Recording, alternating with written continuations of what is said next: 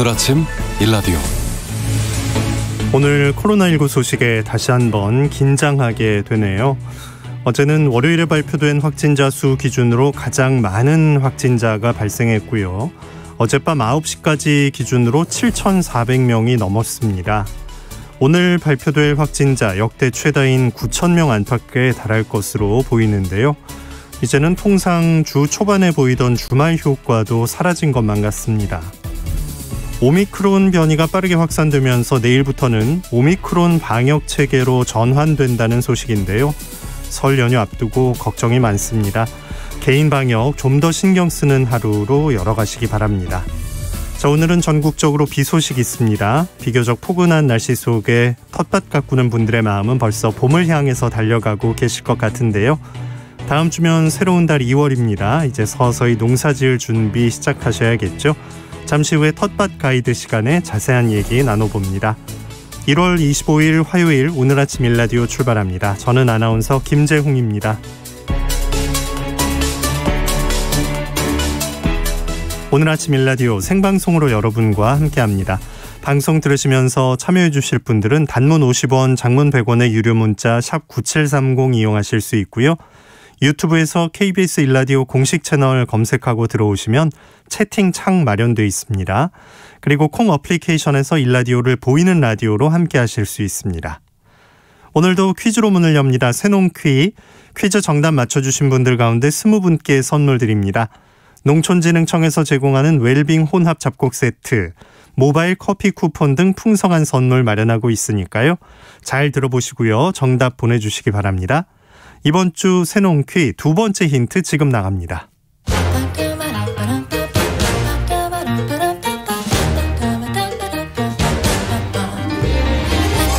우리 땅, 우리 바다에서 자란 맛있고 건강한 우리 농수산물을 알아맞히는 세상의 모든 농수산물 퀴즈 새농퀴. 안녕하세요. 퀴즈 내는 성우 한희정입니다. 이것은 고기를 연하게 해주고 해산물의 비린내를 잡아주죠. 음식의 맛을 더하는데 아주 중요한 감초 역할을 하는데요. 하지만 국내에서 유통되는 것의 90% 이상이 외국산입니다. 추위에 굉장히 약하기 때문이죠. 그런데 앞으로는 조금씩 달라질 것 같네요. 드디어 추위에 강한 국내 1호 품종 제라몬이 개발됐습니다. 아직까지는 제주 지역에서 96% 정도가 재배되고 있지만 최근 육지에서도 이것의 재배가 점차 증가하고 있다는 반가운 소식도 들리네요. 기분 좋은 소식은 이뿐만이 아닙니다. 이것은 산도가 높을수록 좋은 품종인데요. 제라몬은 산 함량이 기존의 품종보다 1%나 높다고 하니까 앞으로 더욱 많은 사람들의 선택을 받는 사랑받는 품종으로 단단히 자리매김할 수 있을 것 같네요.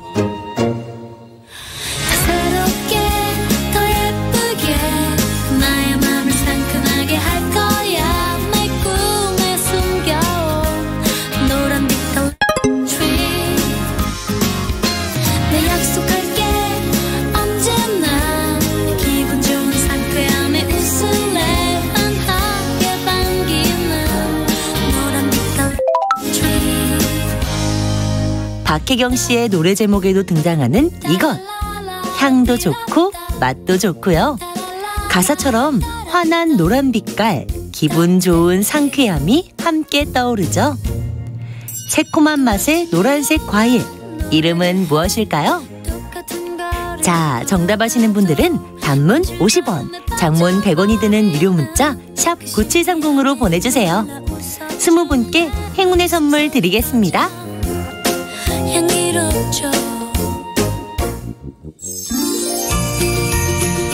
유익한 정보와 살아있는 이야기가 있습니다. KBS 오늘 아침 일라디오.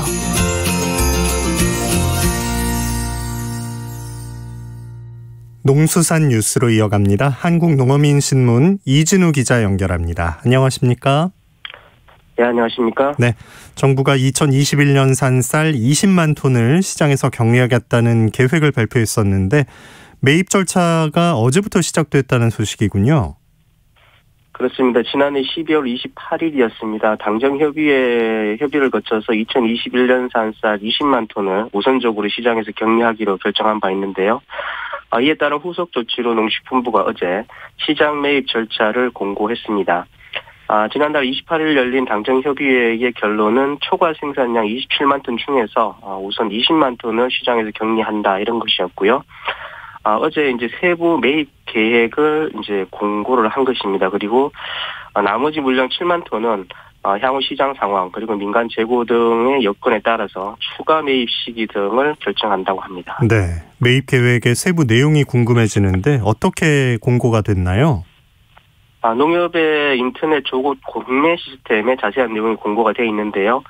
주요 일정은 이렇습니다. 내달 3일 오전 10시부터 7일 오후 14시까지 입찰 참가 업체 등록이 있고요. 등록이 마감되는 7일 14일까지 입찰 보증금을 납입하도록 되어 있습니다. 그리고 입찰서는 8일 오전 9시부터 12시까지 3시간 동안 제출을 하고요. 입찰 결과는 9일 16시 30분에 홈페이지를 통해 공개한다. 이런 일정입니다. 네, 이제 설 지나고 3일에 등록을 시작해서 7일에 마감을 하고 이제 9일 정도면 결정이 될 것 같은데 입찰 방식인 거네요. 그렇습니다. 정부가 예가를 제시하게 되고요. 물론 예가가 공개되진 않습니다. 그리고 이 예가보다 낮은 가격에 입찰한 물량에 대해서 낮은 가격 순으로 끊어서 정부가 매입을 하게 됩니다. 또 농가에서 매입에 참여하는 물량부터 매입을 하는 방식인데요. 그러니까 최저가 입찰 물량을 우선 정부가 매입을 하고 여기에 대해서 농가에서 내놓은 물량을 먼저 매입한다 이런 겁니다. 다만 정부 공공비축미 매입 대상에서 제외되고 있는 새누리, 황금누리 그리고 호품, 은광품종 그리고 여기에 대해서 가공용 품종은 대상에서 제외됩니다. 네, 농가 물량을 우선 매입한다는 건데 농가가 직접 입찰하는 건 좀 쉽지 않을 것 같기도 하고요. 방법이 있을까요? 그렇습니다. 이 시장 격리 참여를 희망하는 농가 같은 경우는 해당 시군 내의 지역 농협과 협의를 해서 지역 농협을 통해서 입찰에 참여할 수 있습니다. 그러니까 농협이 농가 입찰을 사실상 대행해 주는 것이다. 이렇게 보시면 될 것 같습니다. 네. 자, 지난 18일에는 농식품부가 양곡수급안정위원회를 열어서 현장 의견을 수렴했는데 당시에 농업인단체 의견은 입찰 통한 매입이 아니라 수확기 쌀값으로 좀 매입을 하면 어떠냐 이런 거였잖아요. 이건 이제 받아들여지지가 않은 걸로 결론이 난 건가요? 그렇습니다. 이게 받아들여지지 않았고요.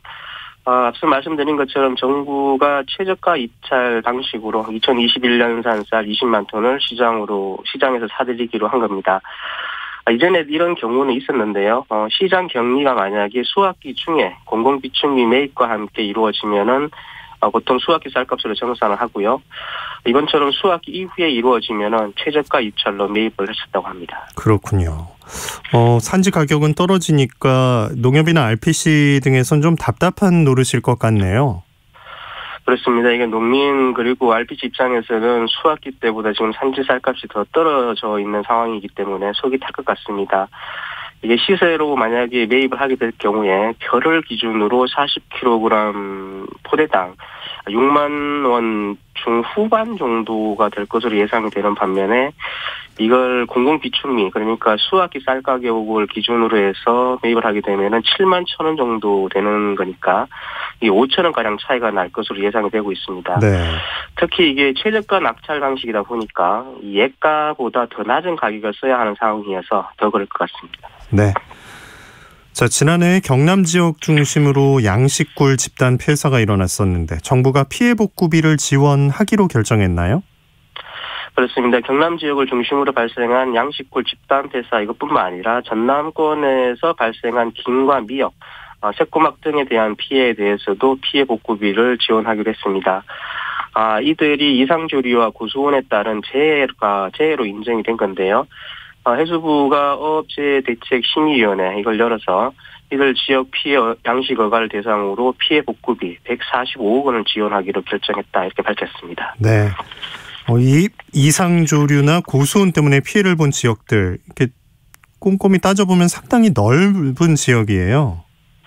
그렇습니다. 이게 기후변화에 따른 피해가 계속 반복되는 것 아니냐, 그리고 확대되는 거 아니냐 하는 우려를 낳고 있는 대목이기도 한데요.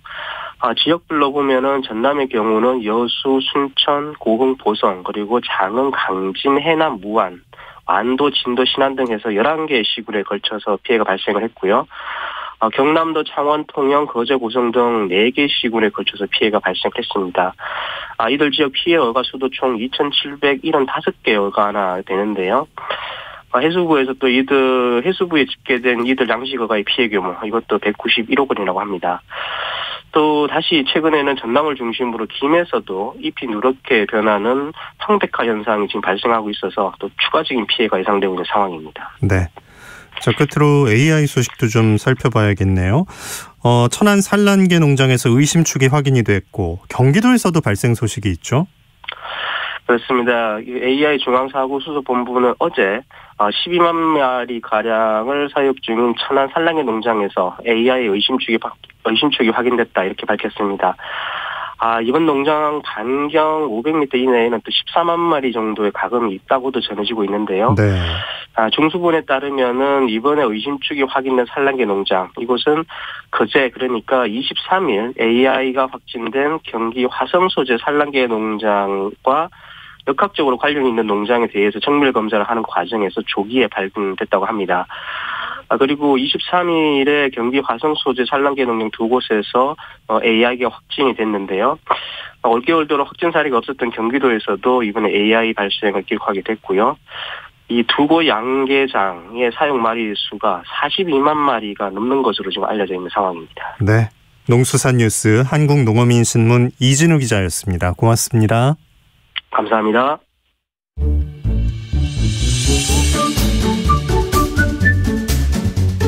아침을 여는 기분 좋은 습관. KBS 오늘 아침 1라디오.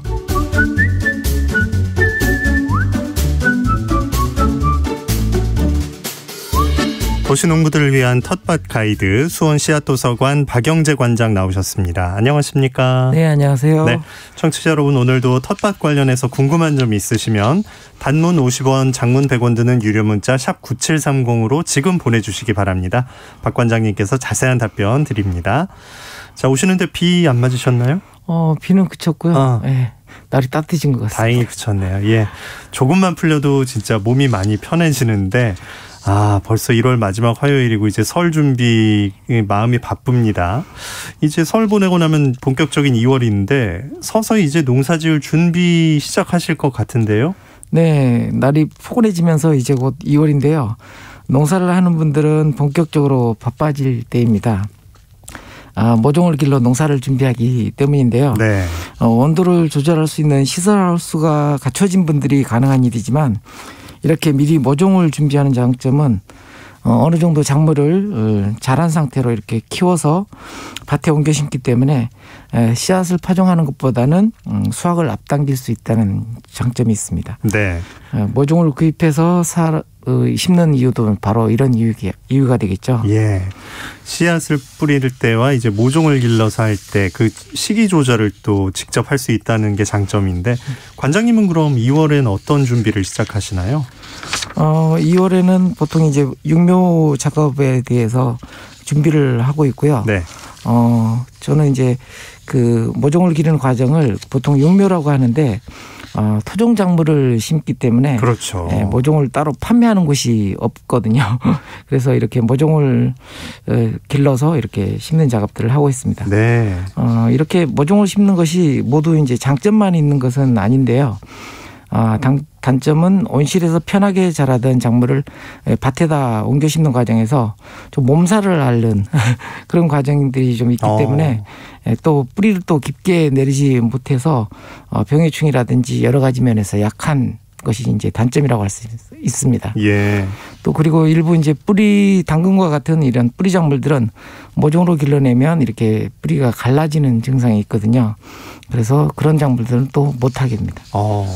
토종 작물이라서 또 이런 과정을 거치고 그 과정에서 작물들도 조금 힘겨운 상황을 겪기도 하네요.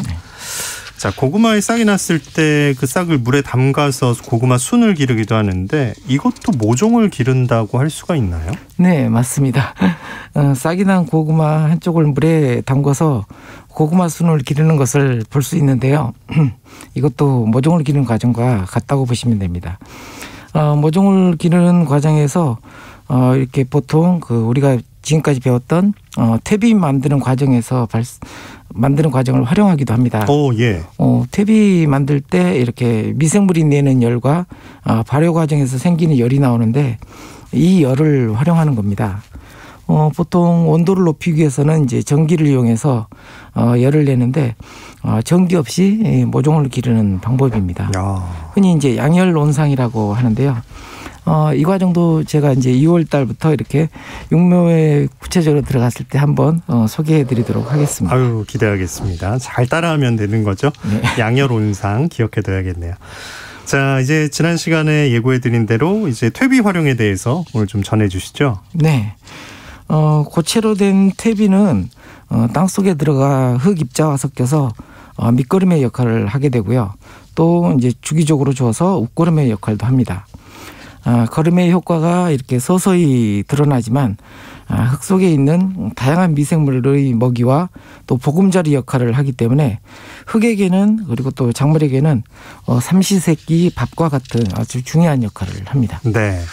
그러면 이 액비는 이제 물 형태인 건데 네. 이거는 삼십세끼 밥이 아니면 어떤 역할을 해주는 거죠? 네, 액비와 퇴비차는 주로 작물에만 작용을 하기 때문에 거름 효과도 또 빠르고 또 화학 비료와 이렇게 비슷한 역할을 합니다. 그래서 좀 영양제라고 제가 비유적으로 말씀드린 적이 있습니다. 네.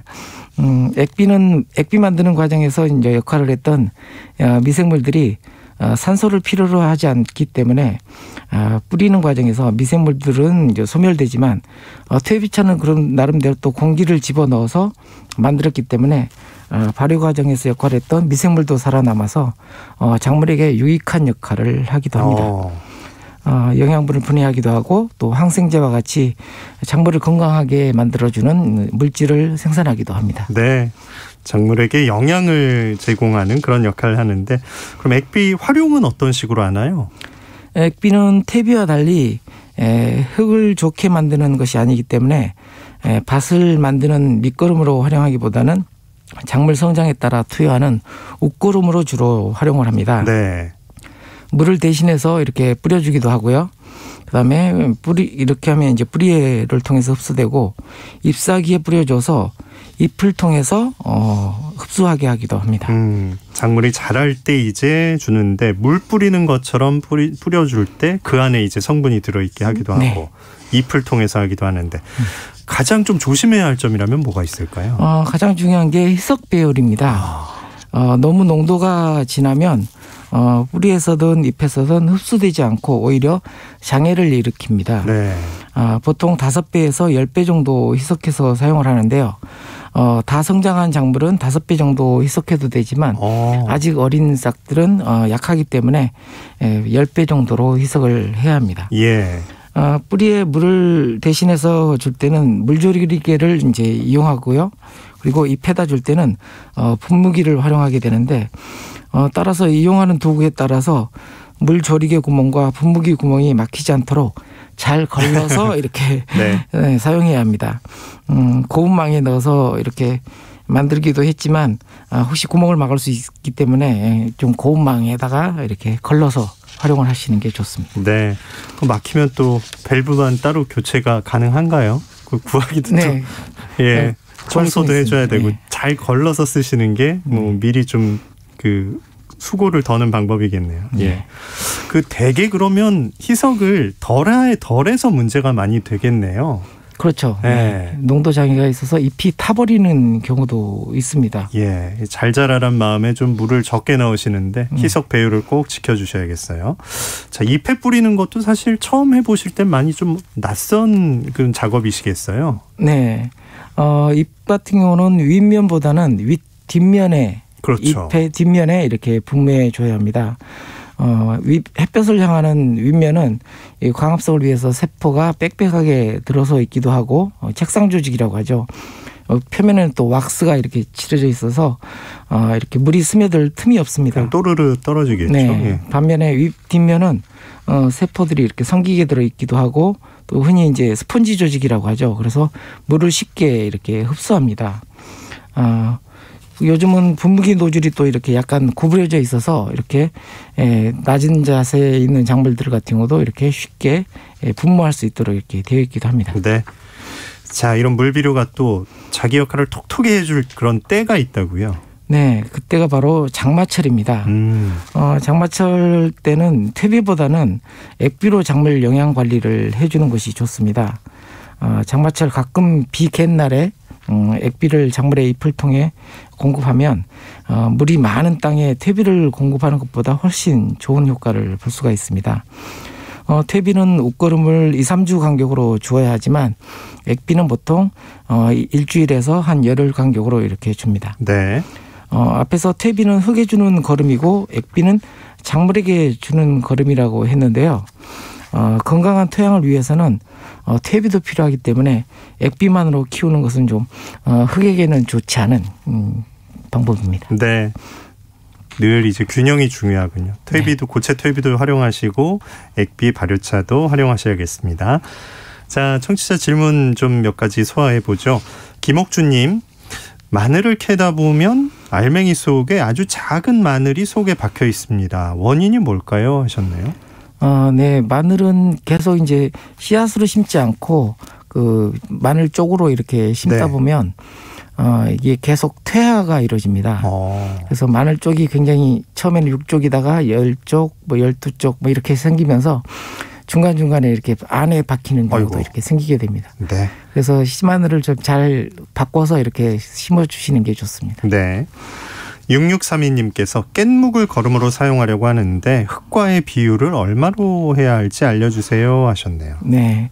깻묵으로 퇴비를 만드실 생각이신 모양인데요. 예. 제가 이제 퇴비 만들 때 조금씩 흙을 섞어주라고 했던 것은 미생물을 공급하기 위한 거예요. 그러니까 양은 그렇게 많이 하지 않으셔도 충분히 이제 미생물들이 많기 때문에 이렇게 그 발효를 잘 만들어낼 수 있습니다. 네, 흙 속에 있는 미생물이 필요해서 얘기하신 거니까 비율은 그렇게 걱정 안 하셔도 됩니다. 자, 2479님도 이제 퇴비 만드는 방법 유익하게 잘 듣고 있습니다 하시면서 완두콩을 심으려고 하는데 봄에 언제 어떻게 심는 게 적절할까요? 라고 물어보셨네요. 네. 보통 농사에서 텃밭 농사에서 가장 일찍 심는 게 완두콩입니다. 네. 땅이 풀리자마자 이렇게 심는 거라서 보통 2, 3월 달쯤 이제 땅을 봐서 땅이 풀려 있다 싶으면 바로 심는 게 가장 좋습니다. 알겠습니다. 3263님, 도로의 낙엽을 퇴비로 사용하는데 주의할 점이 있을까요? 하셨네요. 네. 도로라든지 아니면 공원에서 있는 낙엽들을 이제 많이 활용하시는 분들이 그 농약이나 뭐 이런 오염물질 때문에 걱정을 많이 하시더라고요. 네, 뭐 눈 온 다음에 많이 뿌려놓는 그런 게 혹시 스며들까 걱정하시는 것 같네요. 근데 이제 이렇게 분해하고 발효하는 과정에서 그런 성분들도 많이 희석되고 또 소멸되기 때문에 너무 걱정하지 마시고요. 퇴비를 열심히 좀 만들어 주셨으면 좋겠습니다. 일단 모아두시고 그게 영향을 끼칠 정도는 아니라는 점 기억하셔도 되겠네요. 예. 7123님이 사람이 먹는 비타민이 있는데 이게 뭐 유통기한이 다 됐는지 물에 녹여서 식물에 줘도 됩니까? 안 됩니까? 궁금합니다. 라고 보내셨네요. 사람이 먹는 것들은 다 이제 식물이 이렇게 흡수를 할 수 있는데요. 근데 이제 이런 약재 같은 경우는 또 이제 농도라든지 이런 걸 맞추기가 쉽지 않아서 한번 테스트를 한번 해보셔서 결과를 알려주셨으면 좋겠는데요. 알겠습니다. 이렇게 또 새로운 방법이 나올 수 있겠네요. 네. 자, 텃밭 가이드 오늘도 수원 씨앗도서관 박영재 관장과 함께했습니다. 관장님 고맙습니다. 네, 감사합니다.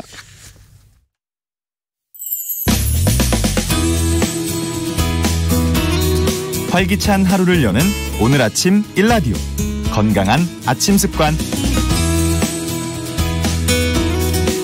안녕하세요. 오늘 아침 힐링타임. 저는 양필라 양정원입니다.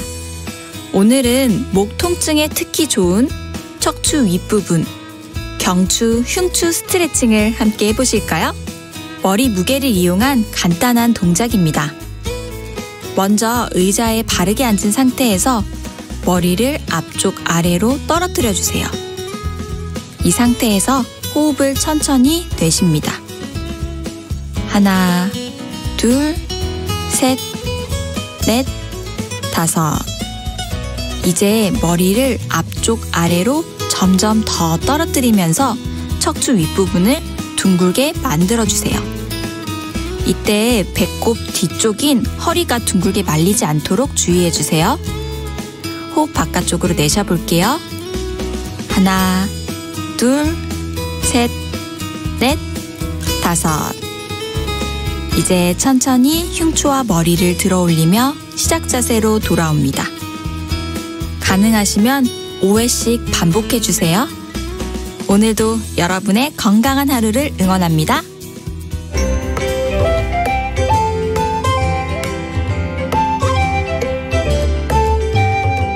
상쾌한 하루의 시작. KBS 오늘 아침 1라디오.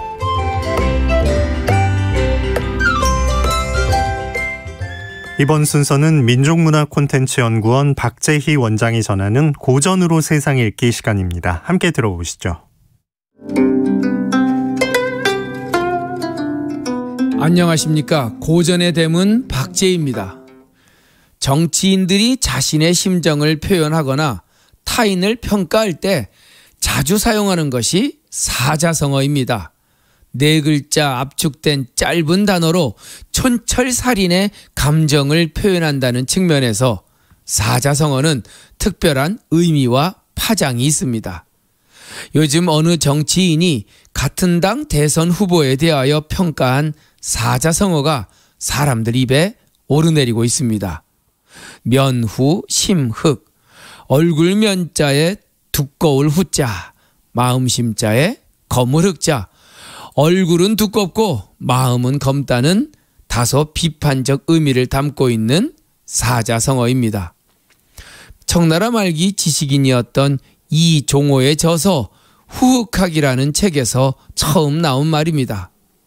청나라 사회개혁자 이종호는 1911년 사천성 청두의 공론일보에 실은 글에서 후흑이라는 단어를 처음 사용하였습니다. 두꺼울 후자에 거무륵자, 후흑은 도덕과 윤리도 중요하지만 천하를 거머쥘 야망이 있는 지도자는 남보다 좀 더 두꺼운 얼굴과 검은 마음을 갖고 자기가 하고자 했던 일에 몰입했던 사람이라고 이종호는 주장하고 있습니다. 예를 들어 삼국지의 주인공 유비와 조조 같은 인물은 모두 후흑의 도를 실천한 인물이었다는 것이죠. 체면과 자존심을 강조하는 유교적 명분주의에서 벗어나 좀처럼 자신의 모습을 남에게 보여주지 않고 오로지 실리와 현실을 중요시하는 면후 심흑의 마인드가 있어야 천하를 얻을 수 있다는 주장이었습니다. 대장부는 굽히고 펴는데 능해야 한다. 따장후 넝취 넝션. 예, 이 중국인의 속담 역시 상황에 따라 목표의 달성을 위하여 상대방에게 무릎을 꿇고 굽힐 수도 있고 또 때로는 협박할 수도 있는 두꺼운 얼굴과 시커먼 마음에 면후 심흑의 마인드를 가져야 한다는 뜻입니다. 면후 심흑, 얼굴은 두껍고 마음은 검다는 인물평. 대선을 목전에 둔 대한민국에 갑자기 후흑하게 새로운 토론의 바람이 부는 것 같습니다. 고전의 대문 박재희였습니다. 날씨 알아보겠습니다. 오늘 전국 곳곳에 눈비 소식이 있습니다. 외출하실 때 우산 하나 챙기시는 게 좋겠습니다. 중부와 경북 곳곳에는 약하게 비가 내리고 있는데요. 눈비는 아침 사이에 점차 그 밖의 남부지방으로도 확대되겠습니다. 오늘 강원 산간에는 최고 5cm의 눈이 내려 쌓이겠고요. 그 밖에 내륙 곳곳에 1에서 3cm 정도의 눈이나 5mm 미만의 비가 내리겠습니다. 날씨는 비교적 포근한데요. 현재 서울의 기온이 영상 2.3도로 예년 기온을 8도가량 크게 웃돌고 있고요. 낮 기온도 예년보다 2도에서 5도 정도 높겠습니다. 서울이 5도, 광주는 7도, 부산 10도로 예상됩니다. 오늘 아침 일라디오 함께하고 계십니다. 지금 시각은 6시 44분입니다.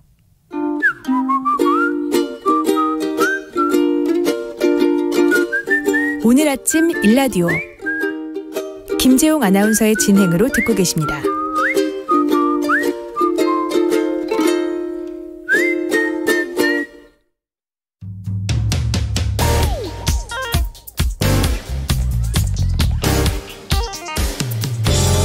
오늘 아침 뉴스 브리핑 정상근 기자와 함께합니다. 안녕하십니까?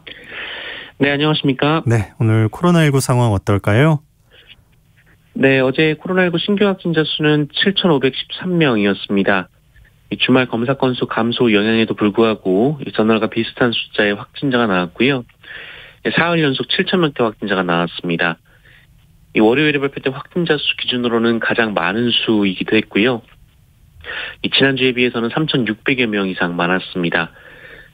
그런데 오늘은 8,000명대에서 최대 9,000명의 확진자가 예상이 되고 있습니다. 이 오미크론 변이는 국내에서도 우세종이 됐습니다. 정부는 지난주 오미크론 국내 검출률이 50.3%가 나왔다라고 밝혔습니다. 호남권은 82.3%, 경북권은 69.6%, 강원권 59.1% 순으로 오미크론의 비중이 높았고요. 수도권은 확진자 10명 중 4명 정도가 오미크론에 감염된 것으로 나타났습니다. 네. 정부는 해외 사례를 봤을 때 오미크론 변이 검출률이 60%가 넘는 순간 확진자가 폭증하는 경향이 뚜렷이 나타난다며 설 연휴 고향 방문을 자제해달라고 요청하기도 했습니다. 또한 PCR 검사를 고위험군에 집중하고 동네 의료기관이 검사에 참여하는 등 오미크론에 대응하는 방역체계 전환도 속도를 낼 것으로 보입니다. 또 내일부터 광주광역시와 평택 등 4곳에서 실시하는 오미크론 대응체계를 이달 말이나 다음 달 초 전국으로 확대할 계획이라고 밝혔습니다. 아울러 전국적으로 접종 완료 확진자의 격리 기간은 7일로 줄어들고요. 미접종자나 접종 미완료자는 기준대로 열흘간 격리를 하게 됩니다. 네. 또 접종 완료자라면 확진자와 밀접 접촉을 했더라도 자가격리를 하지 않아도 됩니다. 단 접종 완료자의 기준 자체가 강화되는데요. 2차 접종 후 90일 이내여야 하고 3차 접종을 맞고 나서 14일이 지나야 이 접종 완료자로 인정이 됩니다. 네. 자, 대선 후보 상황을 좀 보죠. 이재명 후보는 어제 눈물을 보였어요. 네, 이 더불어민주당 이재명 후보는 어제 경기도 용인시 포은아트홀에서 경기도 관련 공약을 발표하기 전에 민주당 의원들과 함께 큰절을 했습니다. 이재명 후보는 그동안 많이 부족했던 점에 대한 사과와 민주당이 앞으로 더 잘하겠다는 다짐이라고 말했고요. 지금까지와는 완전히 다른 새로운 정치로 보답드리겠다는 각오다라고 설명했습니다. 또한 정치적 고향인 성남을 방문해서는 가난했던 유년 시절을 떠올리며 자신이 정치를 하는 이유가 시장 서민의 삶에서 비롯됐다고 눈물로 지지를 호소했습니다. 또 국민의힘 이준석 대표 등이 주장하는 이른바 세대 포이론은 편가르기 선동이다라고 비판하기도 했습니다. 경기도 공약을 발표하면서는 이 추진 중인 광역 급행철도 신규 노선을 추가하겠다라고 밝혔고요. 분당, 일산 등 1기 신도시에 대한 재건축, 리모델링 관련 규제를 완화하겠다라고 밝혔습니다. 아울러 이재명 후보의 최측근 그룹으로 꼽히는 이른바 7인회 구성원들은 이재명 후보가 당선되더라도 임명직은 맡지 않겠다라고 선언하기도 했습니다. 네. 윤석열 후보는 외교안보 쪽 정책을 발표했군요. 네, 안보 공약 발표에 나선 국민의힘 윤석열 후보는 현 정부의 한반도 평화 프로세스는 완전히 실패했다라고 규정했습니다. 또 말로 해치는 평화가 아닌 힘에 의한 평화를 추구하겠다라면서 국방백서에 북한군을 다시 주적으로 명시하는 한편 한미연합훈련은 강화하고 사드 기지는 정상화시키겠다라고 말했습니다. 또한 북한의 불법적 행동엔 단호히 대처하겠다면서 정부의 대북 정책은 굴종 또 정상회담은 정치쇼였다라고 맹비난하기도 했습니다. 다만 북한이 완전한 비핵화 조치에 적극 나서면 전폭적인 경제 협력에 나서겠다라고 밝히기도 했습니다. 윤석열 후보는 당분간 외부 일정은 최소화하고 이재명 후보와의 양자 TV 토론 준비에 매진할 계획인데요. 배우자 김건희 씨 관련해서는 청와대 영빈관 터가안주와 옮기겠다라는 취지의 녹취 내용이 추가로 폭로되는 등 이 무속 관련 논란이 이어지고 있는 상황입니다. 네. 안철수 후보는 탈원전 정책을 비판했다고요? 네, 어제 울산 석유 비축 기지를 방문한 안철수 후보는 원전과 신재생 에너지를 적절히 혼합하는 방식으로 에너지 주권을 유지해야 한다라고 강조했습니다. 특히 원전을 줄이는 감원전 방식으로 전기값이 오를 수 있다고 주장하면서 정부의 에너지 정책을 비판했고요. 이 노동정책과 관련해서는 공무원과 교원노조의 타임오프제 법제화에 반대한다며 이를 민노총 혁파 시리즈 2탄이라고 소개하기도 했습니다.